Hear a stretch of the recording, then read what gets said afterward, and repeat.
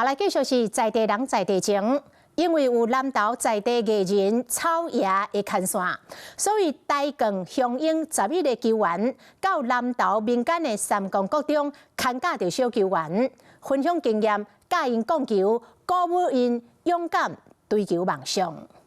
好，1、2、3。台江乡的职业球员提真心准备纪念礼物，送三公国中的小球员，给因满满的鼓励和祝福。鼓励就是说，不管发生什么事情，就是不要轻易放弃，就是一步一步慢慢来，因为你有很多的时间可以做成长。有艺人草野协助，这一遍来到民间乡的三公国中，那甲球员互动，嘛教因拍球的撇步。